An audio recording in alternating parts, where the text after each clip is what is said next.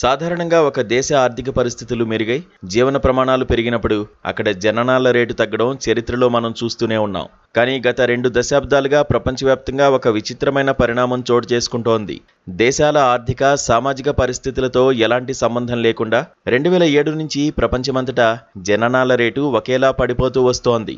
ఈ అంతు చిక్కని మార్పునకు కారణం ఏంటని పరిశోధకులు సుదీర్ఘంగా అధ్యయనం చేయగా ఒక ఆశ్చర్యకరమైన నిజం వెలుగులోకి వచ్చింది. మన దైనందిన జీవితంలో అంతర్భాగమైన ఐఫోన్, స్మార్ట్ ఫోన్ వాడకమే ఈ జననాల తగ్గుదలకు ప్రధాన కారణమని పరిశోధనలు తేల్చిచెప్పాయి.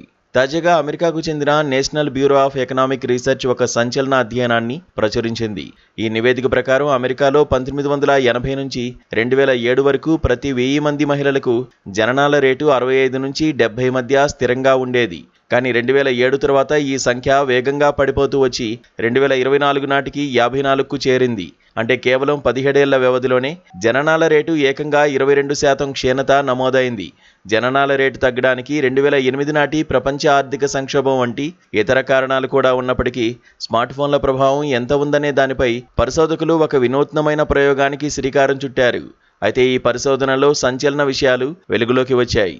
ఐఫోన్ మార్కెట్లోకి వచ్చిన కొత్తలో అమెరికాలో అది కేవలం AT&T నెట్వర్క్ ద్వారా మాత్రమే అందుబాటులో ఉండేది. సరిగ్గా ఈ అంశాన్ని ఆధారంగా చేసుకున్న పరిశోధకులు AT&T సిగ్నల్స్ పూర్తిగా ఉన్న ప్రాంతాలను, అసలు లేని ప్రాంతాలను పోల్చి చూశారు.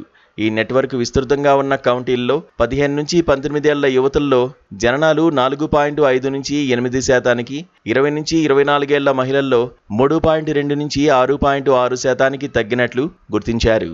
మొత్తంగా పరిశీలిస్తే 2007-11 మధ్య కాలంలో 15 నుంచి 44 ఏళ్ల వయసున్న మహిళల్లో తగ్గిన జననాల రేట్లో 33 నుంచి 52% వరకు క్షీణతకు కేవలం ఐఫోన్ అందుబాటులోకి రావడమే కారణమని ఈ అధ్యయనం స్పష్టం చేసింది. స్మార్ట్ ఫోన్ల వల్ల మనుషుల జీవనశైలి, సామాజిక సంబంధాలు, డేటింగ్ విధానాలు, వ్యక్తిగత పరిచయాలు మారిపోయాయని, ఈ మార్పులు సంతానోత్పత్తి నిర్ణయాలపై పరోక్ష ప్రభావం చూపి ఉండొచ్చని వారు భావిస్తున్నారు.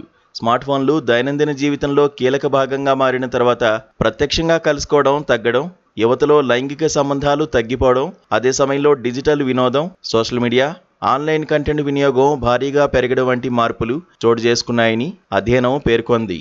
ఇవన్నీ జననాల రేటు తగ్గుదలకు ఒక కారణంగా ఉండవచ్చని పరిశోధకులు అంచనా వేస్తున్నారు.